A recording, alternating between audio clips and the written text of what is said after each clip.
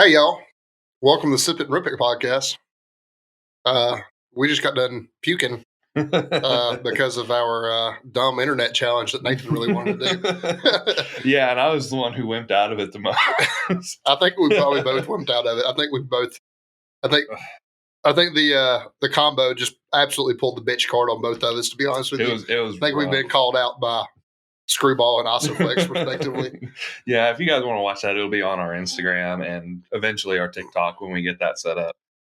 And it'll be different angles too. We got two cameras going because we're like super fancy. Yeah, it was two phones. It was not two cameras. Technically, I have two cameras to set up, but we use our phones. It's more convenient, and we want to go on Instagram Live, so might do that more often. We'll see. All four people that were in and out the whole time watched it. It was good. Had a little bit of, back and forth with a couple of them. Mm-hmm.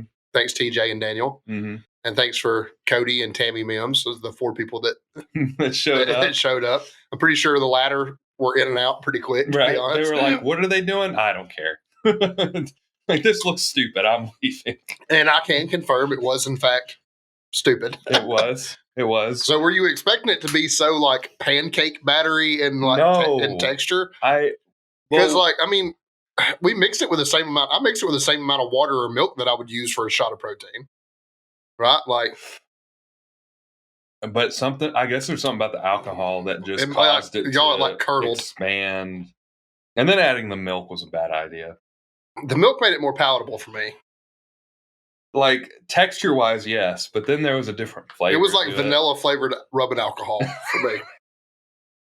And it was atrocious. It really was. And it was chunky. Yep. Oh, God. The chunks are what really made me just tap out. Like, God, it was so bad. I went back and tried again, but God, it was bad. It was worse. It was honestly, I've been dreading this since we talked about doing it. And I think it was worse than I thought it would be.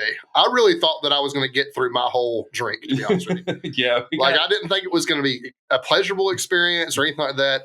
But I really thought that because I have kind of an iron stomach, I really thought that I was just going to turn it up and drink it. Little did you know, the chunks. The chunks was it, dude. Yeah. And maybe it was a lack of the blender ball. Yeah. Maybe it needed an actual blender. I don't know if a blender ball would have done anything. I don't think there's anything to actually make it good. Dude, it was atrocious. It was so bad. As soon as the chunks hit my mouth, I spit it out. Like, it just like instantly, it was like, nope, this is bad. I can't. And I was committed too. I was like, I'm just going to drink it. But as soon as the chunks hit my tongue, I was like, it's like a reflex. Like, you can't even control it at that point. Yep. Splash alcohol in my face and my eyes, and I was throwing it up in the sink. God almighty. It's a good watch. Go watch it. You'll laugh. You'll laugh at us being idiots. It was like an instant headache for me too. Like, I feel like it made my stomach hurt instantly. Behind my eyes automatically. I feel that, but I think it's just because alcohol hit me in the face. Damn it. Oh my God, it was so bad. So bad. But anyway, enough about that. We got some more palatable drinks this time. We got whiskey and not whiskey. No, whiskey, rum and Coke, right? Yeah, it's a vanilla rum and Coke. It's vanilla rum, Coke Zero, and ice. And it kind of just tastes like a vanilla Coke. Thank God it doesn't taste like Screwball. Although the vanilla's messing with me a little bit. Oh, really? It's turning my stomach just a little bit, but I'm a trooper. I can get through it. I can't even really. Next time we do something with protein powder, make sure it's a brand that I don't carry at the store, so I won't just be repulsed by it every time. Every time I have to walk in the store. Yeah. I mean, we could have done the Oreo cookies and cream mix. Oh God. Yeah, let's do it next time. No, I don't think there's going to be a long time before there's a next time on this. Oh, man. My God, it was so bad. Yeah. What did you do in the gym this week? Me. So this was my first week back of regular programming. I deloaded last week, so I same old stuff. Had a good close grip incline press. I did 250 for 10. I was pretty happy about it.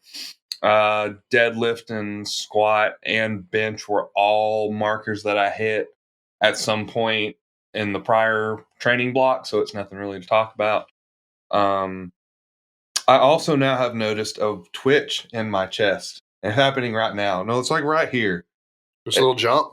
Yeah, it's real weird, and it just happens out of nowhere. It's just like twitching right here. I don't know why. Yeah. I'm probably No dying. strain or anything like that, though. I'm probably just dying for some reason. No, I don't think you're dying. Some on the left side. I have weird muscle twitches sometimes. Heart problems or something. I don't know. I don't think so. I think it's probably something in your pec because it'll be okay. It'll be A little muscle spasm. Yeah. It just means you're working hard. Something like that. Just What means did you're you do? working hard. What did you do in the gym? So I'm back on a bodybuilding program. I did have 2 full leg days this week after my IT band incident. Got a bullshit diagnosis from my doctor of tendonitis, and I think that tendonitis, for the record, y'all, is not an acute injury. So I think the fact of the matter is they drug their feet so long about imaging that it healed beyond them being able to see any legitimate answer. Yeah. And that's a little scary to me because I still don't have an answer as to why it happened or what I can do to prevent it. Or, they are going to refer me to a PT, and I'm just going to tell the PT, like, listen, tendonitis is a bullshit answer. This was an acute injury, and we're going to try to work backwards from there. And I'm probably going to have further imaging done on my labrum because I have a lot of internal hip pain. The external pain from the IT band is almost 100% gone. So, it does get replicated at around 200 pounds or so on a squat. So it'll be a while before I'm under a heavy squat again. But I am back training legs, and at least volume wise, I'm back training legs at full capacity, not necessarily, resistance squats. Yeah. So it is what it is. And then I am down officially as of today. I met my goal of 10 pounds in 2 weeks. Today was officially my second week, but I actually ended the second week at 18. And dang. Yeah, so I was 178 by my scale, a 278 by my scale at the gym. I mean, at home, the gym scale is about 2 pounds heavier. I was 280 on it, so 18 pounds down. So in 2 weeks' time, not bad at all. Yeah, I mean, when you go from 55 to 6,000 calories a day to 25 to 35, it'll do it. And it is starting to show up on my lifts. Incline was a lot more miserable this week than. Now, I did do sets. I had 6 total sets programmed. So sets 1 through 4 were actually heavier than I did last week, which was good. And then I just didn't have staying power at the top end of my weight range. So I didn't hit the top 2 sets as heavy as I would like to have. So this is what it is. But we knew that was going to happen. I'm trying to get out of my head about that and just be encouraged by the 18 pounds down and move on. So sucks. It sucks to suck, but that's, being strong is not the name of the game for me right now, unfortunately. So it's kind of a hard thing to wrap your head around because when I was cutting, it was the same way. I was like, I felt really just shitty because I wasn't hitting my lifts like I expected to. And I knew going in, just like you did, like lifts are going to go down. But you don't really know about how much until you actually start working, you actually start losing weight. And when you actually get those physical numbers that you're seeing every day, it's kind of like, man, it was less today and it was less the next week, less more, following that. So it just kind of have to be mentally steeled about the weight not mattering. Like, and that's a hard thing to do, coming immediately out of a powerlifting prep immediately into and I have a hard time calling it bodybuilding, but immediately into this transformation prep. It's it is a little bit of a mind fuck. I have to remind myself that I will be a better powerlifter for it later. So definitely, because I definitely feel like when I cut the weight down and I put it back on, I know I've put more weight back on. I'm like 5 pounds heavier than I was when I cut. So I'm sitting pretty close to 240 right now. And all my strength has come back and I'm getting stronger. So like it comes back and you work better, your work capacity is better. So you can handle it and you can grow more. It all around was a good thing. It's just really hard to see it that way when you're in it. Yeah. And when you're in the middle of it, it sucks. And, I just gotta become addicted to a new number, and the new number is going to have to be the number on the scale and not the number on the barbell. So this is what it is. Upper body strength, lower, it's hard to say that I feel as strong, but like everything feels like it should. You know what I'm saying? Like 135 up to that 200 pounds, all of it feels like an empty barbell. You know what I mean? Like, so, I'm encouraged by that, but I also haven't been under, 315 plus pounds for, sets of 10, like I probably would have been had I not hurt myself. So like, It's hard to say. You know what I mean? So that's just not 135 is barely enough for me to hit depth with, let alone right. you know what I mean? Like you have to have it's to the point that me and you squat enough that we have to have a little bit of weight to set us on the bottom. Yeah. Like it's almost hard to hit depth with, let alone feel like I'm getting a leg workout. But like, I'm encouraged by it for the most part. But walking around day to day capacity, I'm 100%. Gym capacity, I'd say I'm at about 30 or 40. Yeah. So I have a long way to go before I'm 100% better, probably. So that's okay. You've got time. Oh yeah, absolutely. Yeah, absolutely. And if I have to just, pound sets of 20 with a plate on the bar on squats, that's just what I'll do. But we don't know yet. We'll see. So 10 sets, 20. 200 reps of that's just squats. Yeah, just squats. Exactly what I need. Which it'd probably be good for me. 10 sets of 20. Tom Platz did a lot of crazy shit. Or did he do 5 sets of 20? I know it was some number of sets of 20 that he did. I'm sure that he was about some sets of 20 on squat. That guy was a monster. His legs were also massive. They were. Joe Sullivan and Matt Winning beat that record, right? Oh, really? Did they? I know Matt Winning did. Oh, yeah, that's right. But he did it first, actually. Some people were questioning him on depth. I mean, he's got that West Side style squat, so. Yeah, he hit competition depth, I believe. But a lot of people were like, well, Tom Platz did it lower. He squatted deeper. I don't know. I haven't watched them side by side and compared them. I couldn't say. Nah. Let me tell you something. That much weight for that many reps don't matter. It's still hard. I kind of don't give a fuck. Yeah. Now, I'm a big depth guy. Like depth matters to me, but like that's so much weight. Yeah. So much weight. Anyway, you got a PR song? Yeah, I've got a few. Let's see. Got a few. A few, yeah. I've started accumulating a list, and I'm just knocking them off as I talk on here about them. But let's go with The Grip Titans by Revocation. I actually saw them for the first time at that Cannibal Corpse show I went to in Iron City. And I was surprised. My dad had mentioned them before, and he was like, "You'd like them. They're pretty good."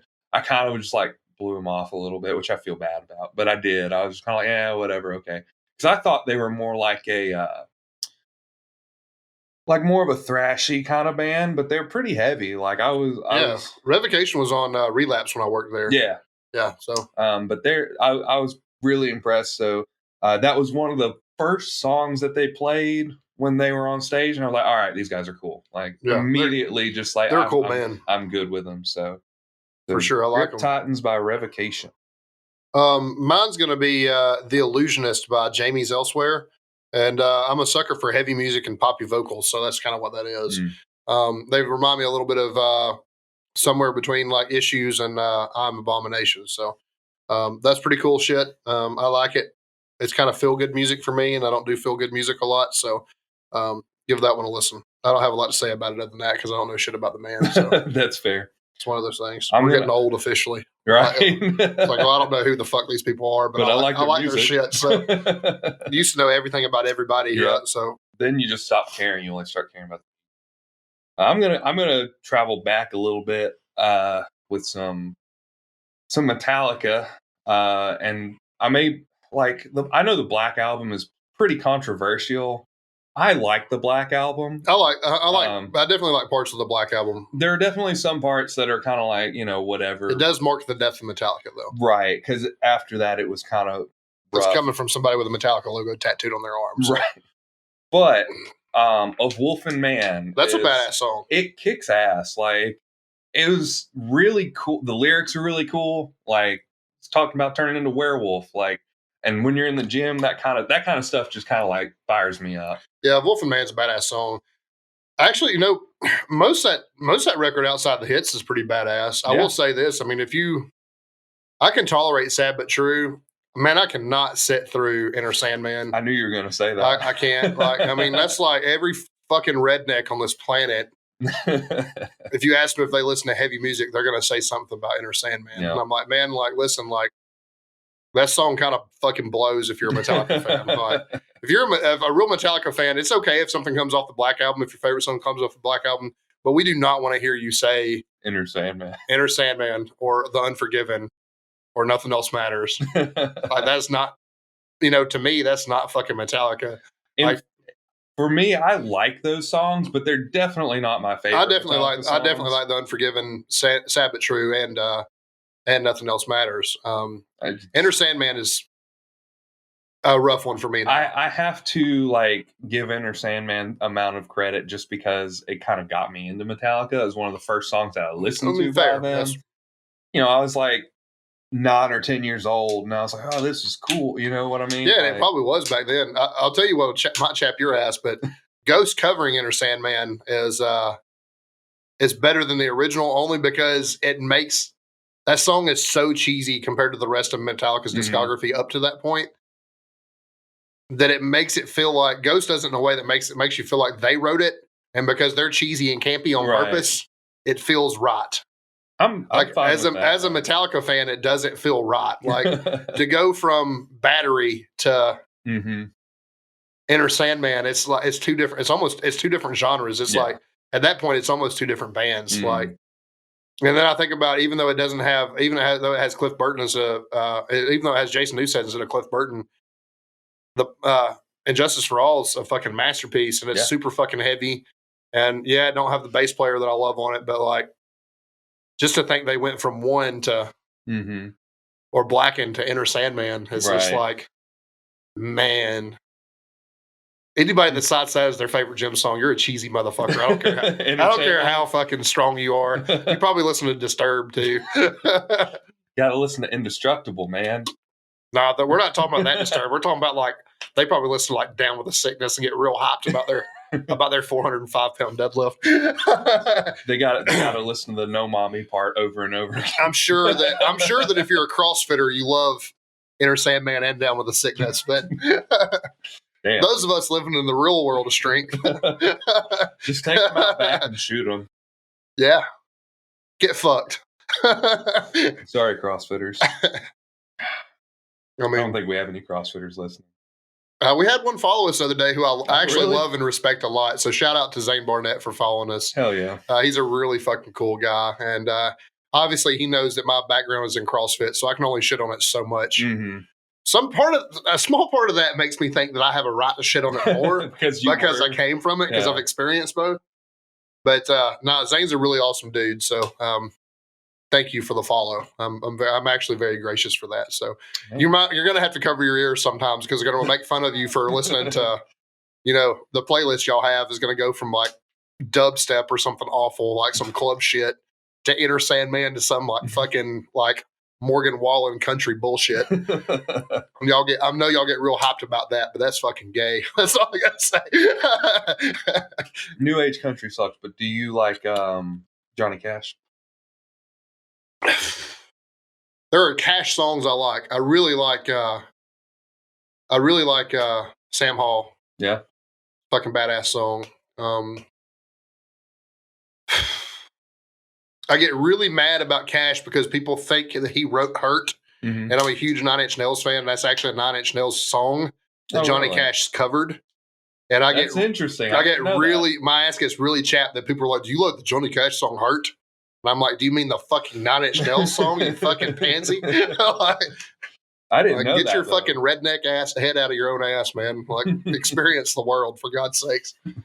Talking to a man of culture over here. Did you give your second song? I don't think you did. No, we've just been on a fucking tirade of Metallica and CrossFit since we talked about Of Wolf and Man. I am going to take it a little bit heavier now. I've been thinking about whether or not I should put this one on there because I think people are going to think I'm making a political statement, but I'm really not. I don't really give a fuck what these guys' political stance is, but it's just a badass song. But Make America Hate Again by The Art Is Murder is a fucking awesome song. It fucking rips. You can probably put the 2 and 2 together about what it's about. I don't really give a fuck. It's just an awesome song. I'm a metalhead first. I don't care what they're singing about. Like, I just want the riffs, man. And that song has the riffs. That's all I'm going to say. That's fair. I've seen that pop up several times on like my suggested. I mean, it's a fucking good one. Yeah, it's a good one. I like The Art Is Murder. Yeah, they're a little hit or miss for me. That I can't do a whole album by them, but man, the songs that are good are really good. Yeah, are really good. So that covers our bases for the normal stuff, right? We're not missing anything? For all you fake Metallica fans, pick it up and get off of Enter Sandman and listen to the first 4. Go grab Ride the Lightning. Yeah, Ride the Lightning, Master Puppets. Kill 'Em All is good. It's good. Kill 'Em All has some good songs. Yeah, I don't know if it's as good beginning to the end as the other I don't think other it two. is. And then Justice for All is pretty good beginning to end, to be honest. Short as straws. Yeah, like that's probably my favorite song. Yeah, I mean, I think I'm a little cheesy, but there's no intro that pumps me up like Blackened does. It's good. And then the last half of one is just a fucking masterpiece. And I only think it's that good because they make you wait on it for so long. Right. There's so much tension that builds in that song. And I just fucking love it. I really do. So it is what it is. Stop it with the Black Album, unless it's of Wolf and Man, and then it's okay. There's a couple of songs on the Holier Than Now, fucking awesome. What's that one song? God, I can't even remember. I can't remember the name of it. I can hear the song in my head, but I can't think of the name. It's like the 9th song or something on it. Fuck, I don't even remember right now. I don't remember track listing on anything anymore. I'm fucking terrible. So, the best the best radio hit from that record is probably "Sad But True," in my opinion. Yeah, that's fair. Other than that, Death of Metallica. I'm telling you. Enjoy your Black Album, CrossFitters. we forgot to mention this at the beginning, but we really need you to rate us 5 stars on Spotify and subscribe on YouTube if you're on YouTube, and Apple Podcasts and all the other things. Yeah, thank you. Please do it. 5 stars. Please, unless you're a CrossFitter that's real upset about me making fun of Morgan Wallen and the Black Album. Then they might bomb us. They might review bomb us. Honestly, God, I'm telling y'all right now, if y'all review bomb us, I'm going to use your 1-star reviews or less as part of marketing for this podcast. Hell yeah. Hell yeah, we will. There's no such thing as bad press. Right? I will screenshot it. I will fucking post your comments up online. We will laugh at you publicly. We will not apologize, and we will continue filming the podcast. It'd be pretty funny. Period. But we got an interesting topic today to talk about. Something I guess we've kind of touched on it here and there, and in other various topics. We've talked a lot about our illegal drug use, but we're going to get into things like over the counter that could actually physically help you perform better in the gym. So, we have some pretty strong opinions about this. I own a supplement store, but I'm going to do my best to give you the personal trainer answer to all these things and not the greedy supplement store owner answer to any of this stuff, if that's fair. But the first thing up, and we're going to talk about over-the-counter. We're going to talk about over-the-counter supplements, what they do, how they can help you, stuff like that. So, first one I had up. What did you have up first? Creatine. Yeah, absolutely. Creatine's a pretty remarkable thing. I can't lie to you. It's pretty much the only over-the-counter supplement proven to directly increase, strength and endurance and stuff like that. And Dr. Lane Norton is somebody me and Nathan have talked about a lot on the podcast. He can get more in depth with exactly how and why it happens. But basically, what creatine is going to do for you is going to increase intracellular water, so the water that's actually in the cell. So it's going to allow it to deliver oxygen, stuff like that better, nutrients better. It's going to make you stronger because glycogen production is better. In general, it is going to make you retain some water weight from the intracellular water. But the important thing to note is it's not extracellular, so it's not water that's going unused, or it's not just useless water weight, if that makes sense. You may experience some puffiness, you may experience some weight gain from it, but it's not necessarily bad weight gain, and you can absolutely still use it on a cut too. So, and it's also I forget the correct term, but it's gradual. Like, it's not going to start working immediately. I think it's roughly like a week or 2 weeks before it actually starts. Yeah, you have to load it too. Yeah. Like, you have to take more on the front end than you do after the fact. And once you get in a daily routine, you can take your 5 grams and it works. But you really probably need 10 to 20 grams the first 3 or 4 days you're using it to get it in your system. So, but it is a gradual thing. But honestly, most things are, with the exception of maybe, we'll talk about it in a minute, but with the exception of like caffeine, most things are going to be long haul things, Yeah, and it's not not going to be instant. Yeah. instantaneous. Including black market drugs. I think Yeah. people expect those to be instant, and they're Yeah. not. But that all will depend on the ester. We'll talk about those later. Mhm. But yeah, I mean, creatine incredibly valuable. I think it's one of only 2 or 3 things I absolutely think everybody involved in strength sports or sports at large should be taking. It's not anabolic in any way. I've talked to a mother recently that was adamant that her kid do everything naturally, natural this, natural that, natural this. And I'm like, listen, man, this is naturally derived from meat sources. It's naturally occurring in meat. You get more of it if you take it in a concentrated dose. It's effective. It's 100% safe. The worst thing that's going to happen to you on creatine is you feel a little bloated. Yeah. Like, so for me, that's all about timing. Like, I never take my creatine before a workout. I always take it after, so I don't have to deal with bloating when I'm putting it on my belt and stuff like that. So, like, the only thing that's going to happen is it could upset your stomach a little bit. And along those lines, it should be noted that the only thing clinically proven to help is creatine monohydrate. So if you're taking creatine phosphate, HCl, stuff like that, those creatines do not work for you strength wise like monohydrate does. Yeah. Those things are pretty much derived to make you feel more comfortable because they won't make you bloat like monohydrate will. But monohydrate is the only one clinically proven to actually cause a difference. So if you're not taking monohydrate, you're probably taking bullshit, to be honest with you. Just wasting your money. Absolutely. It doesn't taste good. You can buy it flavored. Most people mix it in a protein shake or post-workout shake. I suggest that. A lot of pre-workouts has it in it already. Probably not in the amount that you need, but you can add it to your pre-workout if you're okay with taking it before. There's a million other things, but you do specifically need to be shopping for creatine monohydrate. So that's my spill on creatine. What do you have to add? I don't think there's much else to add. It's cheap too. Is the benefit of it's not as cheap as it used to be. But I mean, I sell a 100 serving container for about $40. Right. So when you compare it to other supplements, even protein powder or pre workout, it's quite a bit cheaper than either one of those things. You can spend $80 on a tub of protein powder, and it's 25 to 30 servings depending on the brand. So I mean, depending on the brand, the size of the tub. Yeah, we only do 2 pound things at Alpha because it's the only thing that really moves. And that's it's 25 to 30 scoops depending on the serving size. So, and for that size, you're probably easily seeing like $50-$60, right? Yeah, mine are priced at $54.99. Yeah. So like right there, by the time you pay tax, it's like $59.98 or something like that. So it's $60. $60, so you're basically talking about $2 a day for your protein. Yeah. Which is the next on the list. Yeah. Is protein. I don't have a problem with people taking protein powder. I will say the personal trainer answer to this is I want steaks before shakes, just like Stan Efferdine talks about. Like, I want it to come from as many food sources as it can before you reach for a protein powder. That being said, man, I mean, I'm 280s now, but just a couple of weeks ago, I was 298 pounds. So my daily protein intake for what we're doing would have been 300 grams. If you're a larger person, it's going to be incredibly difficult to get a pound per pound of body weight without a protein powder or something. I can do it. It's not fucking comfortable. Yeah, that is a lot of protein.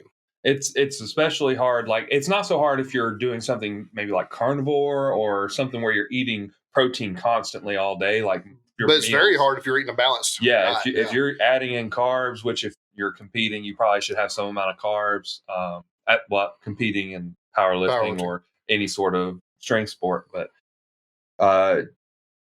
like that's the only way to make it physically like easy on your body. Otherwise, like, you were eating like 5,000 calories a day. That's not hard. That's not easy. Like, no, it's hard. not. Yeah, even for a big man, it's not real easy. I mean, it's disgusting. It was a lot of high calorie, bang for your buck food. I ate a lot of fast food like that. It's really, really hard to get enough fuel. I have done 4,000 clean before, and that was incredibly difficult. I'm talking about like 2 or 3 cups of berries in a sitting, a protein shake with it. More, 2 cups of white rice in a meal, and that's a lot of fucking white rice. That's a lot of rice. So, and that's for 4,000 calories. So for me to have ate that way and made it to 6 wouldn't have happened. I mean, honestly, like, you have to have more calorie dense things. So you'd have to basically dedicate your entire day to eating. Like, you'd have to have walks in between to digest it better. And I have the work schedule of somebody that works 2 full-time jobs. So finding time to do that, just not possible. It's not plausible, not at all. I mean, so protein powder is incredibly good because it's incredibly convenient. I will say something, and this we'll touch on this with another supplement later. But a sneaky thing about modern protein powders, which is actually a benefit, is they actually have an entire BCAA profile in them because BCAAs aid in protein synthesis. Sometimes they have an EAA profile in them, depending on the brand that you buy. So, like, protein powder can be, not only is it convenient, but it can be a good 2-in-1 supplement. Most of the time, if you're eating a complete protein source, like if most of your protein is coming from meat and not plant, you get enough BCAAs without having to supplement that. But with a protein powder, you're absolutely getting 2,000-3,000% of your daily BCAA value, which is 2 or 3. I didn't mean 2 or 3,000, 200 or 300% of your daily BCAA value. So I mean, it's can be an extremely convenient thing. And honestly, if you got a sweet tooth, it's awesome to be able to cook with. I make overnight oats with it.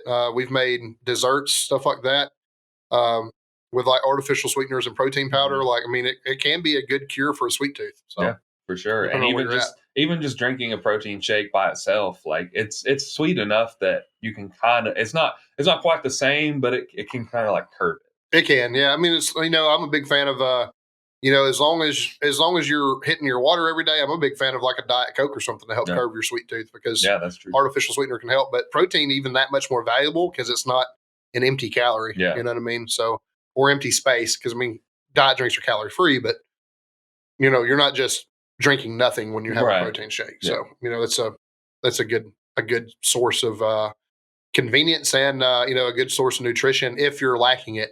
If you don't have that problem, you don't need a protein powder. That's all there is to it. And if you're dieting and you kind of want something easy and simple that's going to be low calorie but hit your protein goal, that's kind of like the way. The American workforce has a habit, because I see it in the shop all day with people buying protein powder, and I also see it with clients. People are in a really bad habit of not eating a good breakfast. Yeah, myself included, to be honest with you, sometimes. But I will eat breakfast. It's hard to get clients that aren't used to eating breakfast to eat breakfast.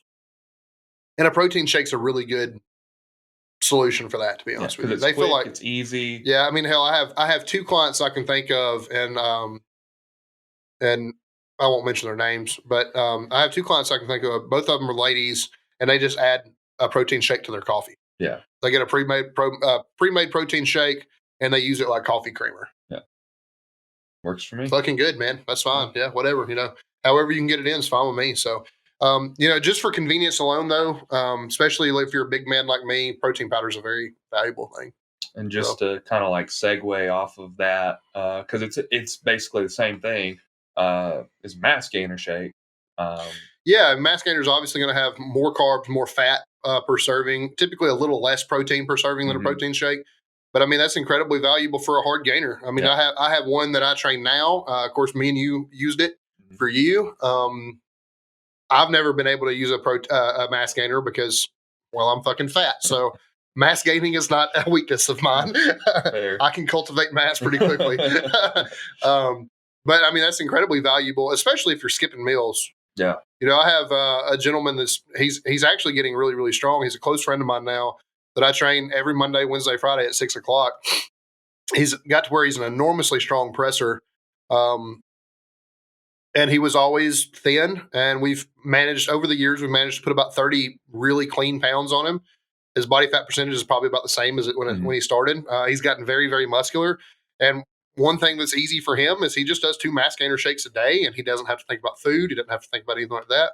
And right off, the one that he uses is about 1,100 calories a serving. Yep. So he's getting 2,200 calories instantly. And he's a very hard gainer. He's eating 6,000+ calories a day. Yeah. To even maintain weight now. He's capped at about 210, and he's eating 6,000 calories a day. So, which is kind of actually insane that when you think about it, because he's a man that's on his feet. Like he probably legitimately walks 35,000 steps a day at work. So like on top of already being a hard gainer and having a fast metabolism, and he does work hard for me. So and his job's physical. So like he only lifts 3 days a week, which sounds ridiculous, but I mean he does pretty well. Now I can't say with any degree of honesty that he's taking the mass gainers on non-lifting days.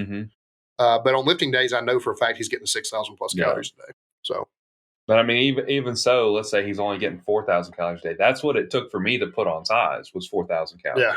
Like when I was taking mass gainer shake, it was in the morning. I would do the mass gainer shake and coffee. I'd mix it all together with a little bit of milk, and then I'd have like eggs and ham and cheese and toast, and I'd get to work and I'd have like like a I think it was an 8-inch Jimmy John sandwich every time because I was working there at the time. I was the manager, so I would eat a sandwich, whatever it would be. And it'd usually be about anywhere between 700 and 800 calories on that. And then I'd eat chicken and rice for dinner, first dinner, and then I'd go to the gym. I'd come home and I'd eat whatever it was that I had prepared. It was probably like steak and mashed potatoes and broccoli. And then if I sometimes would eat again, but like that's what it took for me to put on weight. And that was probably like 4,000 ish. And now you can probably cut on 4,000. Just about. Well, actually, I'm putting on weight at 3,500 calories, which is kind of surprising. But it's your job's changed and stuff. My job has changed. So. I stand around a lot. I'm nowhere near as active. Back when just a few months ago, I was doing 30,000, 25,000 steps a day. Now I'm doing like 8 or 10, maybe. Yeah, at most. Because your activity level's gone down enough to justify that. Yeah. It's still standing all day, but it's just not as much walking. Sure, it's just. So I mean, mass gainers are incredibly valuable to a hard gainer, man, and especially to kind of liquid calories are really convenient when you're in a surplus or trying to bulk. I mean, they really are. I personally use. I'm not big enough. I'm not small enough that I can get away with a mass gainer and that many calories. And this is a good segue to the next supplement. But I always used vanilla protein powder and OJ as like an intra workout shake when I was trying to gain weight. And that works out really well for me. Last thing I do want to say, just as a record, and you can go and look at like before and after post. But when I was doing that at the time, I put on about 30 pounds in 3 months. Yeah. It was a very short amount of time to put on that much weight. I was gaining a lot of weight really fast. And you didn't get fat. I did not get fat. I did put on some body fat, but I did not get like overweight. It was, I would say it was at least 75% lean muscle that I put on. So there is a lot of benefit to a mass gainer shake. So. At 4,000 though, he's not eating enough over maintenance to really get fat. So y'all need to keep that in mind too. Yeah. I mean, even at his thinnest, his maintenance because of his activity levels probably in the 3,000s. Probably wasn't as high as 3,500, but it was probably low threes.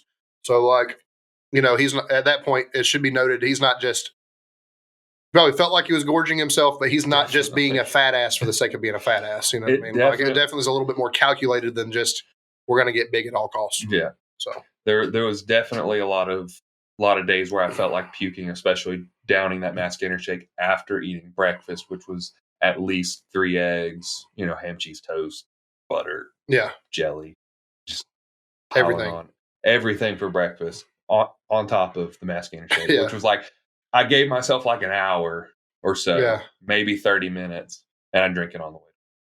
Fair. So another one, I mentioned the OJ, but is an intra workout carb or a carb powder. I, for one, do have a problem, especially when I'm in a deficit. I have a problem eating enough carbs because it's easy for me to cut carbs and lose weight, but it's hard for me to eat enough carbs to sustain activity, if that makes sense. So for me personally, I don't do a carb powder, but I will use OJ or something like that. I mostly use it when I'm bulking, but like if if I'm about to go to the gym and just feel lethargic and weak, either a carb powder or some OJ really does some good work for me. Yeah. Again, I would prefer it as a personal trainer. I would prefer it come from natural sources like fruit, rice, shit. You can even do, a full octane Powerade or Gatorade if you wanted to, but some type of short carb. So a sugary carb. Gummy bears. Gummy bears. Yeah. That's a classic for us powerlifters. Something like that can be really, really good, but an actual carb powder from a supplement store can be really easy and convenient because you just mix it in your water and go. Another convenient thing about carb powder is if you have a problem staying hydrated, if you're not drinking enough water in general, not only will it power you through your workout, but it might make water a little bit more palatable to you. Yeah.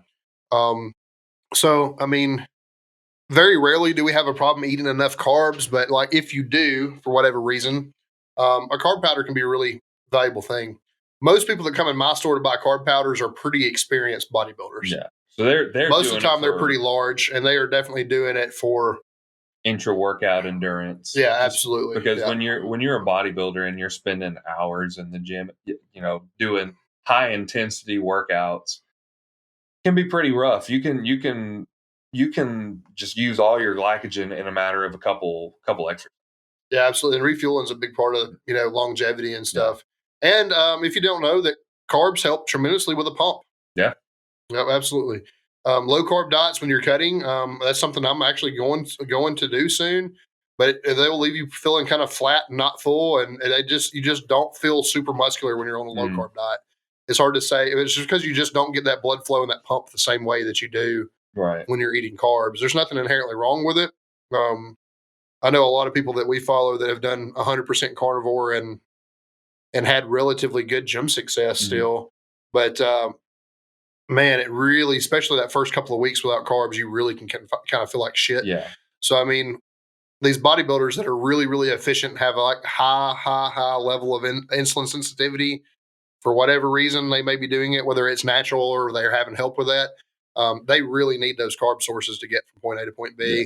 And then on meat day for us, like I wouldn't do a carb powder necessarily, but carbs is the go-to thing first, and then super lean, palatable protein that's not going to cause you any type of indigestion. But like I think Chad Wesley Smith said, white rice and bison. White rice and bison is a good one. Same people do white rice and honey, cinnamon added is almost like a dessert mix. Yeah. Probably pretty good on meat day. I personally do beef jerky and gummy candy. It's probably not the healthiest thing, but that's what I do. It works out fine for me. But those fast carbs, man, get you through a workout.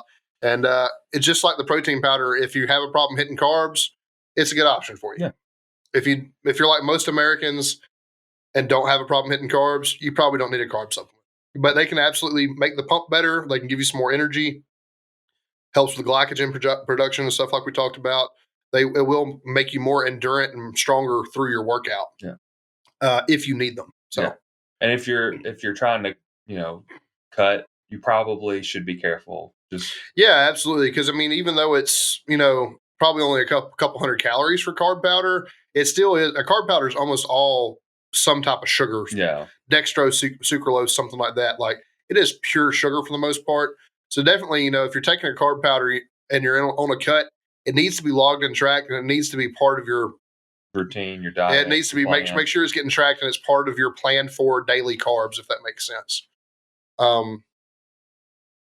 Don't just take it to take it, because you could see some weight gain from that. Yeah. So, or a stall in your diet. So, and if you're on the opposite side of the spectrum, then yeah, I mean, if you're a hard gainer, like you want to add some carbs to your intra workout shake, that's fine, no problem at all. But like I said, if you're in a cut, it needs to be done, intelligently and diligently, and you're going to have to cut those carbs from another meal, possibly. So, which is probably not where you want to be at, because you're probably already going to be hungry enough as it is. Yeah, you probably will be. I mean, I'm not even tracking right now. I've lost 20 pounds in 2 weeks, not tracking calories, eating pretty loosey goosey, and just being mindful. Yeah. And I think something as small as a carb powder could derail that success right now. Now I'm going to move on to tracking and stuff like that, but right now, basically, I'm making my diet more extreme as I get closer to my meat date, if that makes sense. Like, as long as I'm losing weight, eating mindful, I'm going to continue. And when I have to start tracking, I'll start tracking. Does that make sense? Remember, it's not a meat; it's a show. It's a show, not a meat. Show. I need to. It's kind of hard, right? It's hard to say that. You're going to show your muscles. I just hope that somebody wills out a combo rack and lets me out bench press my competition.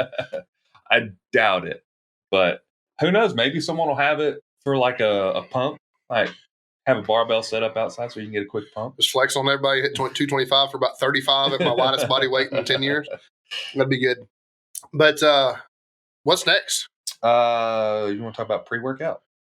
Yeah, pre-workout. That's a pretty controversial one, honestly. Yeah, it is. Caffeine absolutely does help with performance to a degree. Yeah, for sure. Longevity and stuff like that. I think that there's a point of diminishing returns. Yeah.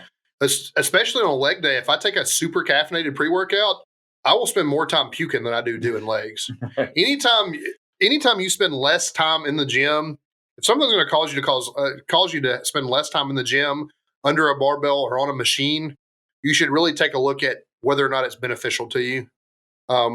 Pre-workout, like we're talking about now, we'll get to pumps in a minute. We're talking about just caffeine, beta alanine, maybe a small pump, matrix in it too.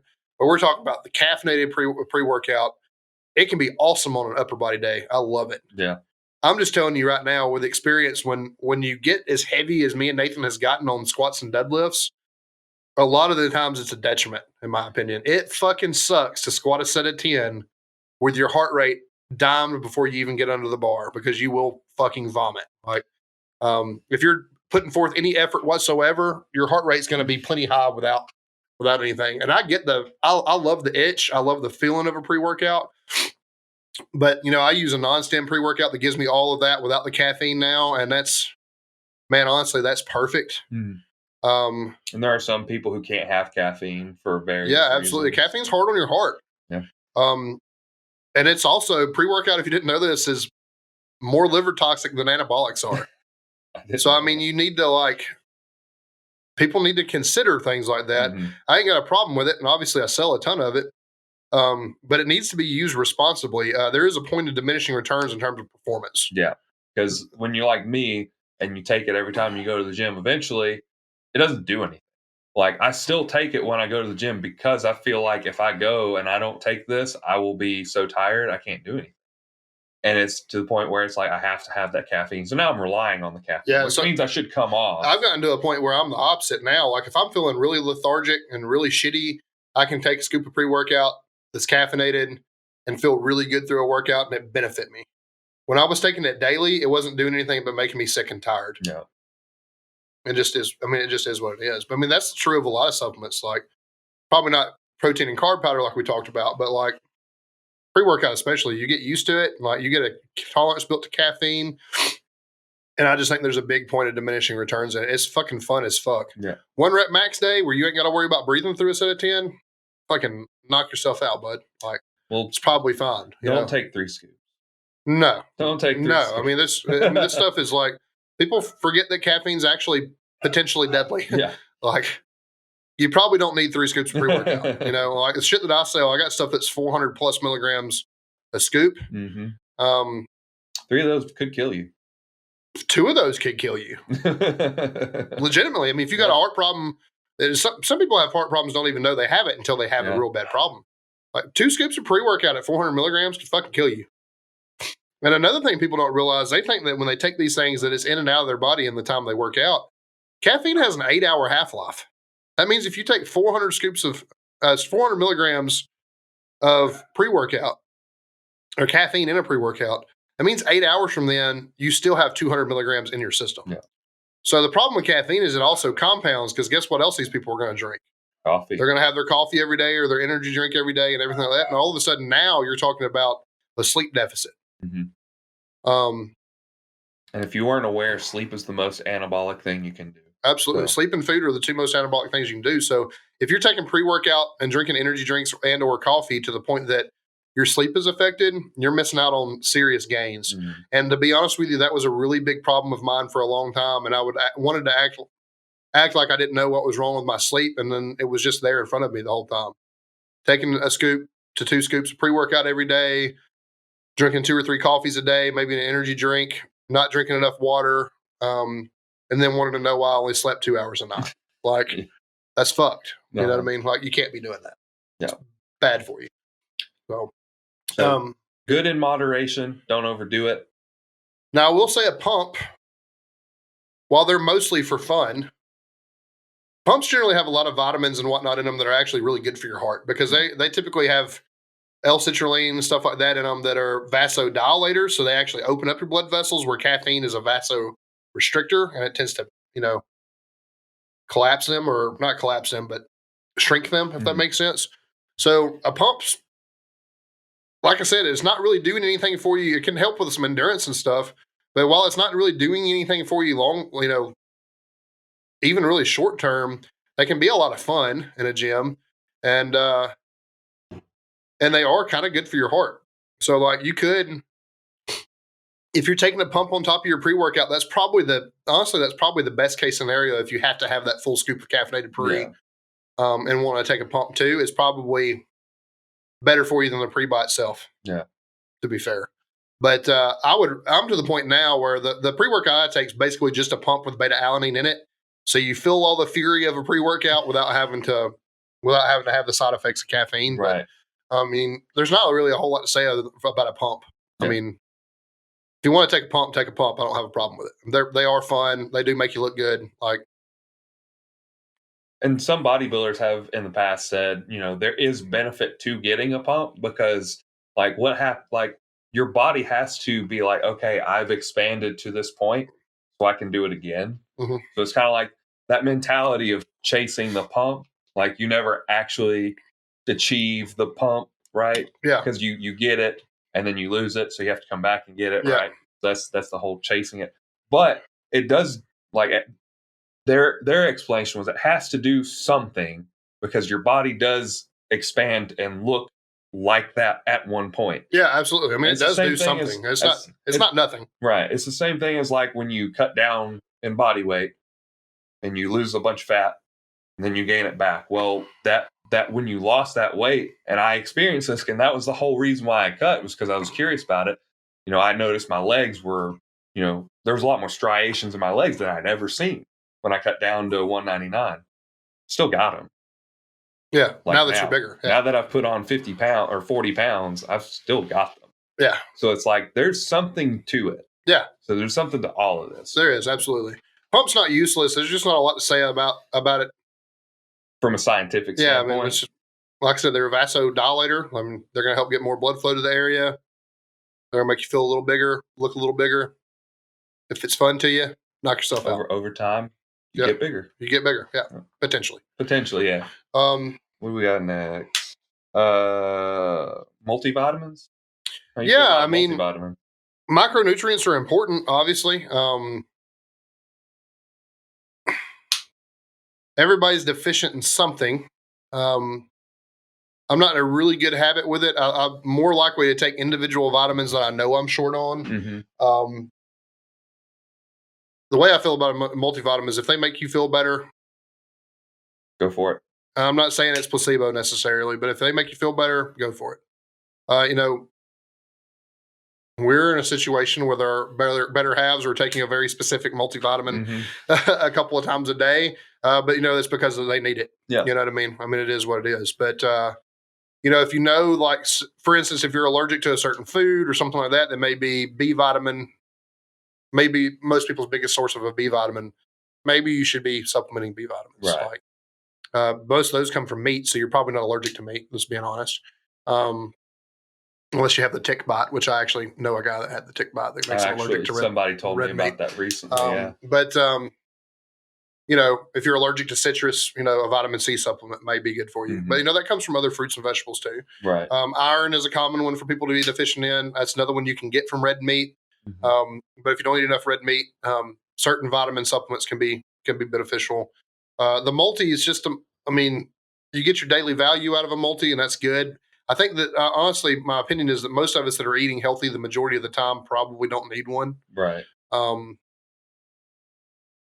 But I mean, I could be swayed one way or the other on it. I'm kind of a little bit indifferent about a multivitamin, to be honest. I err on the safe side on just a personal basis. That's why I take one every day, because I feel like even though I could probably find out if I'm missing anything specifically in my diet, because I eat typically the same thing all the time, I'd rather just know that my bases are covered and I don't have to worry. Like, I take the multivitamin and I know I'm at least getting what I need. Yeah, that's fair. And we do eat, when you're eating healthy, you probably are eating a lot of meal prep. Yeah. So that's a good thing to note.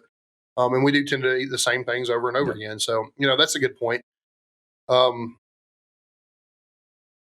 There's really not a lot to say about there really isn't. I mean, like I said, moving on from that, though, there are specific things I take, and most of them are PCT related, but both of us take D-aspartic acid. Mm-hmm. I personally take magnesium, can help with sleep, helps with bone density, also helps with gut health.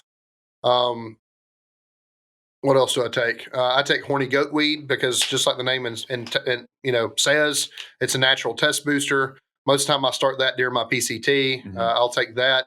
I take Fedosia agrestis and Tonkat Ali for the same reasons. Also natural test boosters. And then I also take an actual test booster that is mostly, it does have horny goat weed in it, but it's mostly B vitamins, vitamin D3, which can help with mental health if you didn't know. Vitamin D3, and generally it has some type of proprietary blend in it that's most of the time bullshit. Yeah. White mushroom cap's pretty common in it. But mainly I take that for the B vitamin and D vitamin support. So I do take individual vitamins pretty often. If I'm sick or feel like I'm getting sick, I might take vitamin C or an emergency or something. Um, and then I'm pretty good about drinking electrolytes, which most of the time have some type of vitamin complex in them too. More like a multivitamin, but they generally have a lot of vitamin C and a lot of potassium in them for obvious reasons. So in the vitamins, that's pretty much what I take. What are you taking that's different than that? So I'm taking obviously the multivitamin. I'm taking some turmeric. It's turmeric and something else, mostly for like inflammation. Yeah, they say it's good for it. Yeah, so I take that. The D-aspartic acid. I'm taking milk thistle just to help my liver. I need to too. That's another one that I take. Most of the time I take. I'm currently out of it though. Yeah, I try to keep it around regularly, just on the safe side. I don't not that I'm real worried about my liver. Like I don't actively try and kill it.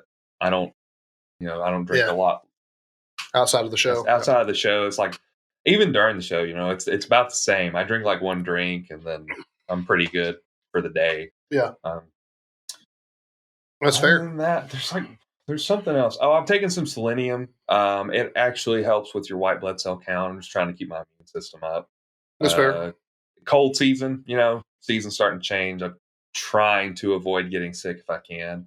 And then there are other health reasons why you would want to take selenium to increase your white blood cell count. But sure. I feel like I'm forgetting something, but that's all I can think of at the moment. I feel like I'm forgetting something too, but I mean, and then it's a good segue because we're about to start talking about black market things. But PCT wise, most of the time I use Clomid. I do use Tadalafil, which is basically Cialis, because hormone changes can give you lip dent syndrome. I mean, it just is what it is. There's really no shame in that. I mean, anybody that's used exogenous hormones for as long as we have probably experienced it to some degree, even if it's just lower drive and not like ED. So I use Clomid. I use Tadalafil. What else am I using? HCG. HCG I'm actually should be on, but I'm actually not currently. I'm just going to PCT with Clomid. And then I take my test booster typically with it too, which has a natural E-blocks in it. It's just vitamins, like I said. And I'm trying to think about what else. And then I'll start my TRT back too. So kind of all that stuff kind of happens. I'll probably postpone my TRT for 2 or 3 weeks after I start my PCT, to be honest with you. But now if I was going to run one, it would be that time to add my milk thistle and stuff like that too, which I probably desperately need to do. So I mean, PCT drugs are complicated just because everybody's got an opinion on them. HCG personally is a little bit too expensive for me to fuck around with. Yeah, it's really expensive. And honestly, I think we've talked about it on the podcast before. Even when I'm on hard stuff like Tren, I doubt that I actually get to ever get my testosterone up to a performance enhancing level because mine's so low without it. And like I said, I do have to have it year round. So I'd be hard pressed to say that I need anything stronger than Clomid, to be honest with you. But HCG did make me feel good. I mean, it's probably the best. It's just a little expensive. And I'm one of those people too. I get really tired of pinning. So when I'm on a PCT, I'm like, give me something I can take orally. Let's get it over with. Like I'm most of the time, by the time I get to this point, I'm really tired of taking a shot. Especially 3 or 4 a week like we have to. So it's just one of those things. Like to avoid pinning, most of the time I don't use HCG. So it's just what it is. I have used Nolvadex. Trying to think if there's anything else. Used HCG. Those are pretty much the big ones. pretty much the only two. Yeah. Most of the time, I do use a liquid in both of those. The place I order from sells them in liquids instead of caps, and I just prefer it that way personally. Just like a dropper. Yeah. So.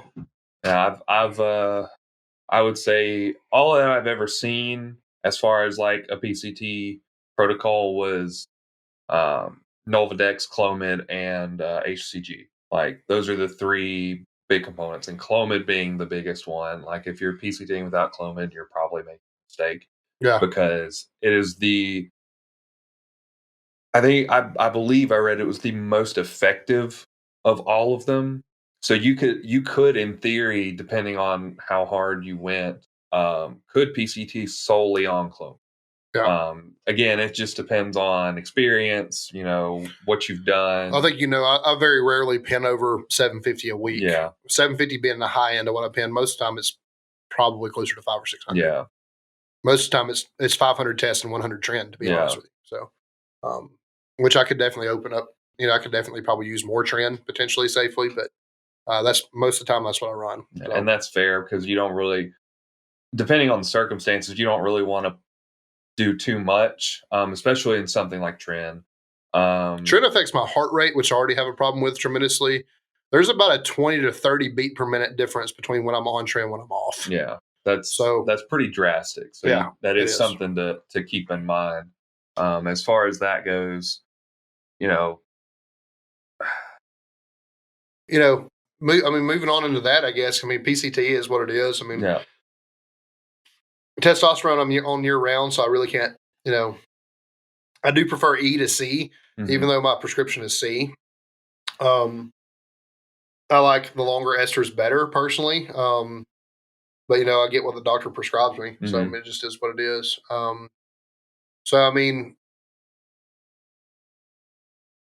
That's pretty much always in my system, even if it's lower.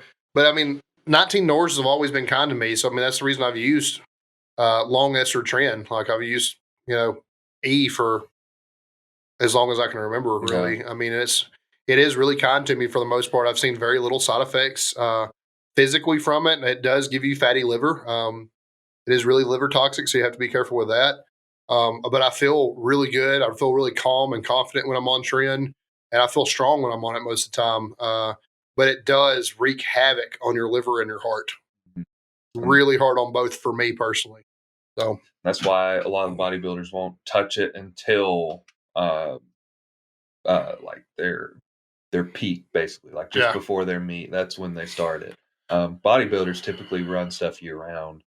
And I think I remember on the Mark Bell podcast, one big bodybuilding coach, can't remember his name, was saying you're like off season, typically run some amount of testosterone, whether it's TRT or more, and then something to go with it. I remember he said MPP specifically, and there was a couple other ones that he had mentioned.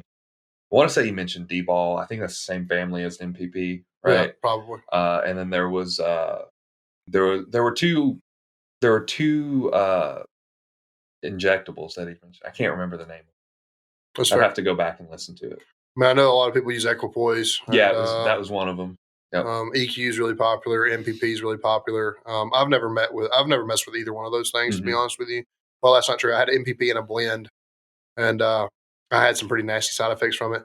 To be fair, though, looking back, that blend also had Tren Ace in it too, which is a short ester trend. Yeah, and that might have been as much cause as anything, to be honest. Yeah.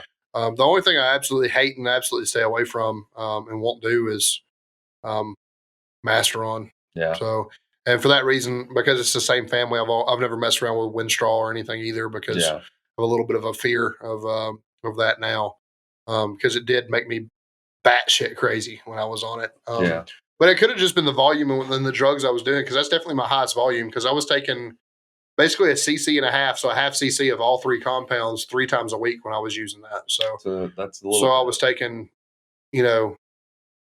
0.5 test, 0.5 trend, 0.5 Masteron 3 times a week. Yeah. So, which is most of the time I take 2 cc's a week. So the jump from 2 cc's to 4.5 cc's, pretty big jump. That is a big also, jump. The pips from that's fucking ridiculous. Yeah. I can't fucking move. That's fair. It's really, really hard. I don't know how bodybuilders pin as much as they do, to be honest with you, because got to have some sort of numbing agent you or got something. man, I because don't that know. fucking sucks when it comes to pips. Yeah. Like that post injection pain's real.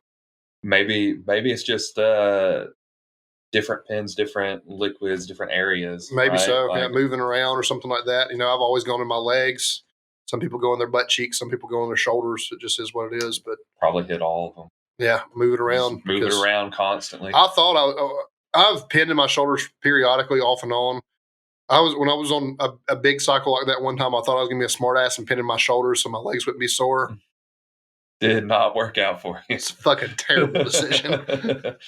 You don't know how often you use your shoulders until you can't use a shoulder.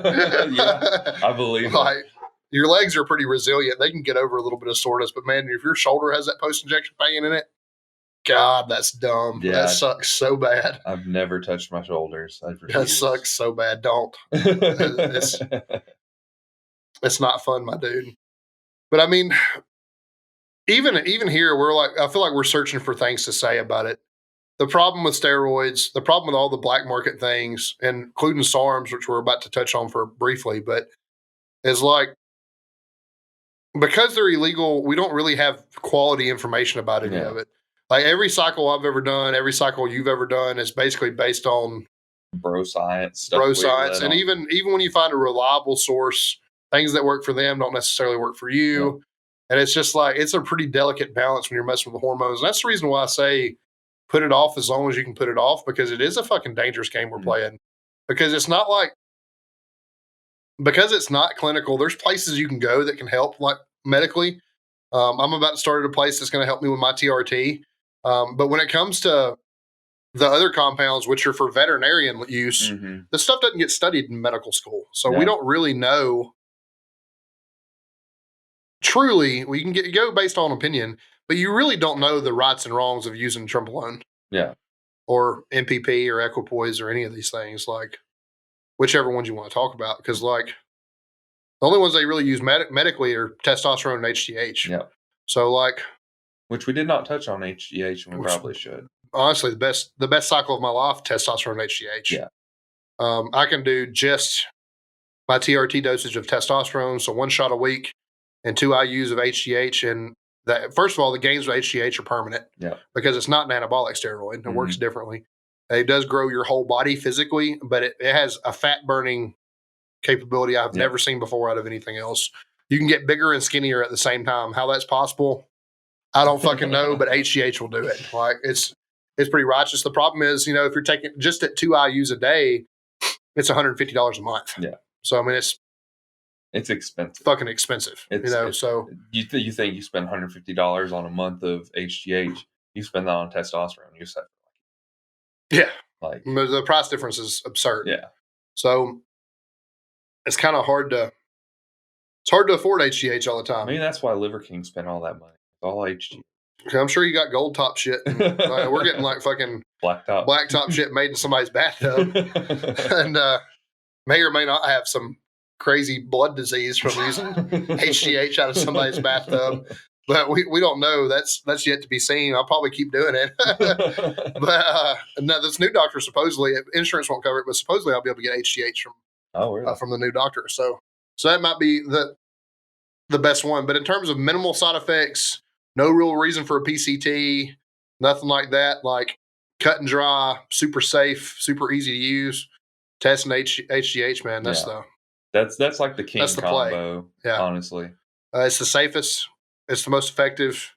I don't feel as strong on HGH as I do on Tren, but because it's long term, it's kind of worth it. It's worth it. Yeah, absolutely. Like it's kind of like, and you can stay on it too. Yeah, if you want to. Like, you're off season, run growth hormone. Like, I think they say typically it's like 16 to 32 weeks. Yeah, something like that. So you can spend a long time on growth. I mean, I think the most I've done is, I feel like, did we do 4 months? So 16 weeks? Is that what we did? I did like 12. I think I probably did 16. So, but it was good. It was a good experience. No side effects. Heart rate wasn't crazy. Didn't mess my heart up. Didn't. Of course, we're taking pretty mild dosages. Yeah. I think the most I took, I sped it up to the end where I was taking 3 or 4 IUs a day. But like the most I took is 4 IUs, no side effects, nothing bad to Yeah. say about it. I mean, it's the safest. It goes 100% without saying that all this stuff, you really need to be open and honest with your doctor, even if they can't prescribe you these things, because your blood work is so important. Giving blood's important because your hemoglobin's going to go up. It's just from testosterone. So keep your blood count down, stuff like that, and keep your blood pressure good. You should be giving blood. It should be done under the watchful eye of a doctor, whether you're using black market steroids or not. Boy, there's a lot to be said about that. But yeah, I mean, tests and HGH are kind of king. And like I said, I'm stuck on tests forever, so it doesn't matter anyway. Yeah. But I wish, like I said, because everybody listening can kind of just know as much as we do and maybe more. But there's really not a lot of scientific evidence or scientific things to speak on because they're illegal. We don't have a lot of good information out there. Yeah. It is all bro science, unfortunately. Yeah. They will make you fucking strong. I can say that without a shadow of a doubt. Well, anything that's going to increase your work capacity is going to make you strong. Yeah, absolutely. That's essentially what one thing we definitely need to address. I think there's some people out there that think that anabolics are just the shortcut, and while they do expedite things and help things tremendously, there's a belief out there that steroids get you out of the work. Mm-hmm. In reality, the only thing they do is allow you to do more work. Yeah. Because you're not going to make any gains. You're not going to be successful if you're not advantage physically of that extra work. Yeah. You have to do the work. Can it help you retain muscle if you're not in the gym regularly and stuff like that? Yeah, it can help you hold on to it. But you're not going to get stronger. You're not going to see physique changes, stuff like that, unless you're actually working with it. Like, I mean, it's not a shortcut. If anything, it allows you to work more often. Yeah. So like, that's the shittiest stigma I think it has. Yeah. You cheated, really you used steroids. Yeah. Well, you can call it cheating if you want to, but none of the work got cheated. Yeah. The work's still very fucking real. And I can do, it's the difference between you doing 5 reps at 315 or 10 reps at 315. Like, more work is more work. Yeah. Like, it allows you to go harder in the gym. People have a hard time wrapping their head around the idea that that's how it works, but that's how it works. Not to shit on them again, but that's the reason why I think testing in CrossFit is kind of bullshit, because I know these people are beating the test. When you have a sport that's 100% geared around endurance and work capacity, and the only thing anabolic steroids do is increase work capacity, and then they want to act like their heroes are walking around clean, you're full of shit. They're beating them somehow. Yeah. Period. The Russians have beat Olympic tests for 100 fucking years. Like, if they're doing it, don't act like your fucking favorite CrossFitter's not doing it. Right. Like, I mean, it is what it is. It's alive and well in sports, and honestly, sports at large, we've talked about before, I think you could benefit from an open and honest conversation about it, and just say, hey, yeah, we use it. That way we can get this stuff studied and figure out what we're doing to ourselves, whether it's been good or bad, how to do it correctly, more risk-free. I mean, the only reason why risk in this are involved at all is because of our lack of knowledge about it. Yep. You have people on the opposite end of the spectrums. Me and you are less is more people. We don't take a lot. I've never ran a gram a week. Like, you have people that swear you can run fucking 3 grams a week. And you can for a short period of time. You absolutely can. But I'm guessing the truth is probably somewhere in the middle, and maybe even a little off to the left or right a little bit. Yeah. Like, I'm betting that nobody's 100% right about it. But if this stuff was legal and could be studied, and people didn't make a big deal about their favorite baseball player using it, like, an open and honest conversation would go a long way. And then we would have more information to give on this podcast, because we're really just as in the dark as anybody else thinking about it, to be honest with you. That's the reason why the doctor's so important. Yeah. Always get your blood work done. Always, talk to your doctor, see what's going on under the hood. That's what they always say. I think the biggest shame, we've touched on this before, and then I'll let this go and we'll move on to dad jokes in closing. But I think the saddest thing about it is how great it is for men's mental health and how universally unaccepted it is. Yeah. I'm of the belief, I have had one bad experience mental health wise. Like I said, I know that was Masteron that did it. But the difference in me and my ability to just get out of bed every day since starting this stuff is just fucking tremendous. Like, I have no doubt. You say what you want to about the harder drugs, but I have no doubt that a regular use of testosterone probably has saved my life. And there's a lot of, well, not a lot, but there is a doctor that goes out and prescribes testosterone for depression in men. He's like, oh, well, what are your symptoms? All symptoms of low testosterone, and you're depressed? Oh, well, take this testosterone, get it back up to a normal level, come to me in a few days.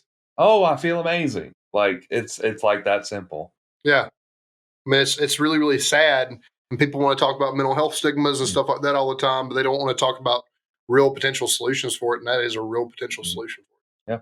That's I what it is. 100% agree. I know it took me from a really low place to a much better place. I don't know if I've talked about it before on the podcast, but it was literally like the before I ever started touching anything.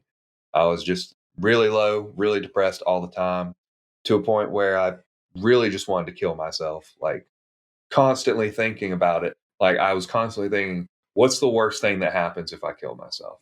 And I would constantly play it out over in my head. Eventually I came to the conclusion that it was not the right decision, but it was constantly there. It was constantly like fighting it and trying to make myself believe that it was worth it. Yeah. And then I was like, well, I've heard testosterone can help with, depression. So let's give it a shot. I'm willing to try anything at this point. Probably should have went to a doctor first and tried to do some sort of therapy, but in my head, I was like, I just don't think that's the solution for me. Yeah. Like I know it helps people and I know the reasons why it helps people. I just didn't think that was, and maybe I was wrong, but at the time I was just like, that's just not what's going to help me right now with this situation. Cause I know that's just not my problem. It's not that I can't talk to somebody about it. It's not that I have unresolved issues. I know it's been resolved and I know everything's, fine there. And then I took a little over a TRT dose, I think, and felt so much better. I had confidence I never knew I had. Like everything about my life changed. Yeah. For the better. For the better. Yeah. Like I was just like in such a better place mentally, physically, like. And this was this was right at COVID shutdown. So this was like peak of like the worst for everybody. Yeah. Like everybody's life was impacted. I lost my job. I was, fortunately, I was getting the money from the stimulus package or whatever. So I wasn't like losing the house and like freaking out. But, it was kind of like that scariest part of I guess that year really, but I felt great because Sure, yeah. everything like I was able to look at things from a different lens, and I don't know. That's all I'll really say about it. It changed my life for the better. Same, yeah, I absolutely agree. Moving on because we're running a little long. SARMs, I'll be quick on this. There's just not a lot of information out there about them. I would say that probably the best information probably is Mark Bell. Yeah. He's had a lot of people under his tutelage use them to some success and some to not. There's just not a lot of stuff out there. I can tell you as a supplement store owner that actively sells them. I have a lot of people that swear by them. I have people that have used the real thing for years say that SARMs are not quite the same, but a suitable replacement. Mm-hmm. I've had people report no side effects. People report a ton of side effects. So I think the issue with SARMs is I think I would exercise caution because we know even less about them than we do about anabolics. Mm-hmm. And you all just heard me and Nathan admit that everything we know about anabolics is basically bro science because there is no reliable source for those things. So if there's no reliable source for that, don't expect a reliable source for SARMs. Yeah, everything. Like aside from testosterone and growth hormone, because those are studied. Those are studied. Those are actively used in medicine. Yeah, absolutely. There may be some other ones that are active. You have HCG, but it's not really. You have to actively exercise some caution, just as much with SARMs as you do with black market supplements. Yeah. And that's the truth. Yeah. Because we just don't know. They've been on the market, 10 or 15 years now? Right. We have no idea what a long-term study would look like at this point. Right. I mean, the first 5 years in existence, there's probably nobody even thinking they needed a long-term study on it. Yeah. So, like, best case scenario, so somebody started studying this stuff 10 years ago, and that's not enough for a long-term study still. Yeah. So, I mean, you need to exercise caution with those things. If they work for you, great. Still need to take care of your liver, take care of your heart. Still need to be having blood work and stuff done, even if you're just taking SARMs. You really want to do that at least twice a year anyway. Like even if you're not on perfect, anything, even if you're perfectly healthy, just to make sure nothing is going wrong. But certainly, if you're using any type of PED over the counter or otherwise, you need to be making sure you're doing those things. If you're perfectly healthy, you can probably get away with once a year. Definitely twice a year at least if you're using anything. Sure. Yeah, absolutely. And then we probably do need to talk about one more thing. It may run us a little longer, but peptides. I'm going to let you take this one away because you have a lot more experience with that. We've talked a lot about TB500 and BPC 157. Yeah, and those are really the two that I would really just push the most, and that's completely injury related.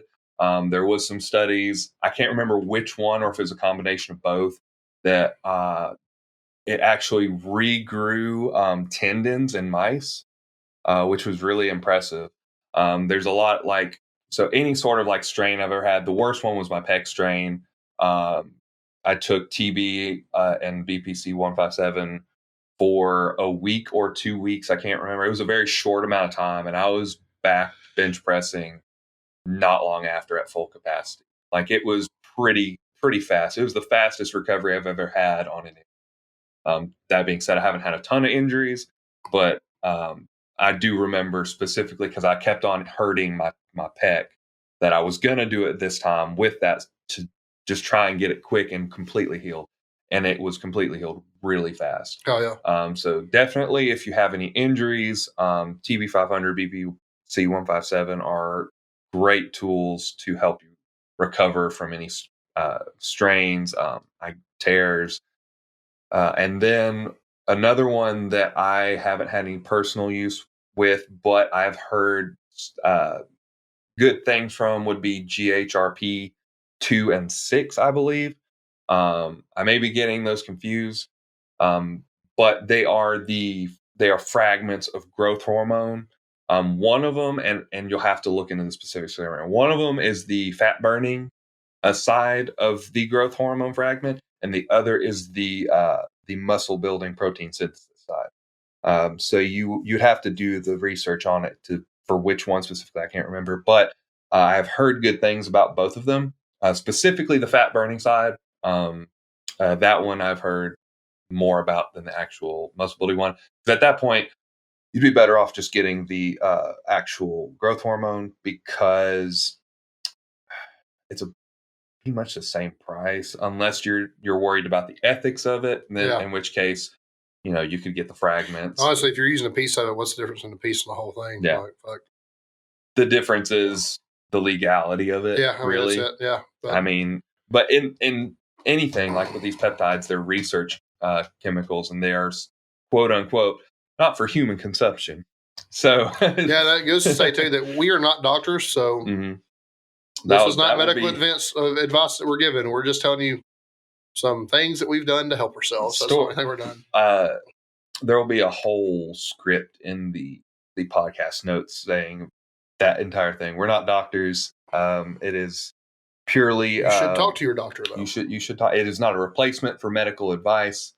It's all bro science, baby. That's what we're talking about right now. Pretty much, it's for entertainment purposes only. There you go. No, I think that pretty much covers it then. I think we covered supplements pretty well. If we missed anything, let us know. Leave us a comment, send us a DM, something. We'll reference it in the next episode if you message us soon enough. Yep, sounds good. Dad jokes. Oh man, I know I saw one recently. I think I sent it to you and I laughed. I thought it was good, but I'll have to pull it up. Let's see. Get on my page and go Dad Says Jokes. You go on Dad Says Jokes too? I'm trying to find the one that I sent you because I really liked it. Oh yeah. So I offered my elderly neighbor $20 to let me try out her stair lift. I think she's going to take me up on it. That one got me pretty good. I enjoyed that one. Pull up Dad Says Jokes. I bet there's something. Man, I don't know. Is it pretty dry? It's a little dry. Oh man. Dad Says Jokes. You're letting us down. What do you call friends you like to go out to eat with? What? Taste buds. That's terrible. Oh man, so painful today.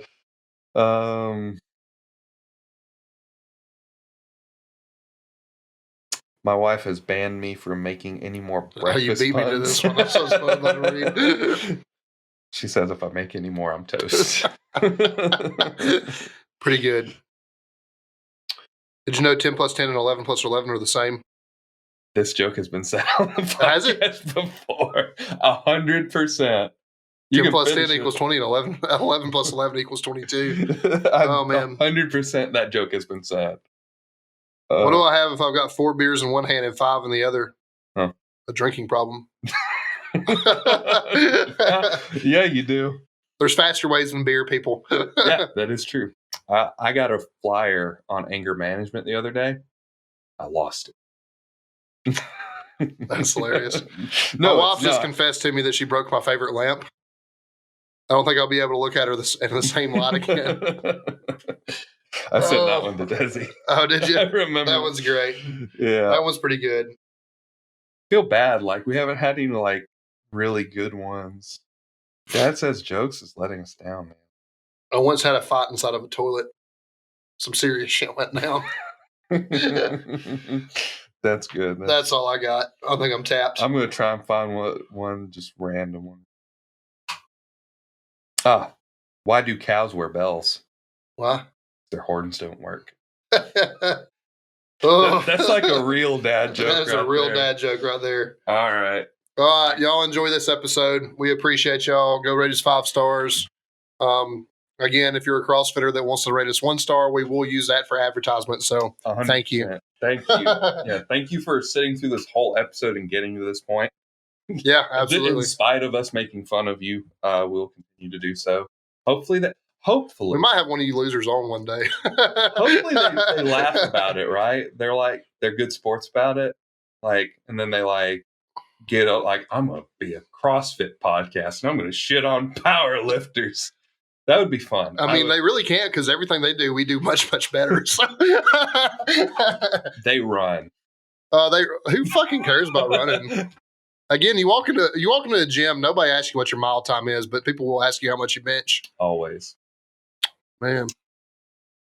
Have you ever seen a CrossFitter bench? No. The hips are always pretty high. Butts do not stay in contact with that bench at all. It's pretty atrocious most of the time. It's almost as bad as their squats and their pull-ups. I was going to say, I've seen some kips before, and there's definitely a difference between a kip and a pull-up. Man, I'm not going to lie to you. I can get behind kipping pull-ups a lot faster than I can a shitty bench press. I mean, that's fair. At least you can make the argument of kipping pull-ups for work capacity, and it is. That's the reason they do it. But good CrossFit coaches will never tell you kipping pull-ups better than the regular pull-up in terms of building strength. It's a work capacity thing, but there is no excuse to have that bad of a bench press. Eat shit. Just kidding. We love y'all too. Truly we do. You know, that was my origins. I have no real problem with it, but it is fun. I will say, I don't have any origins in CrossFit.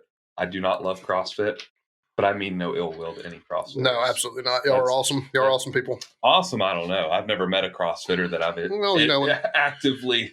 I haven't. No, they're good people.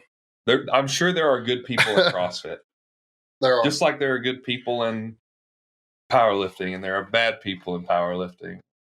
Probably more good than bad. More good than bad with us. In the powerlifting group, yes. In the powerlifting association, probably not. We're gonna leave y'all with that. Gray area. Cheers. Dick Diddlin' Directors.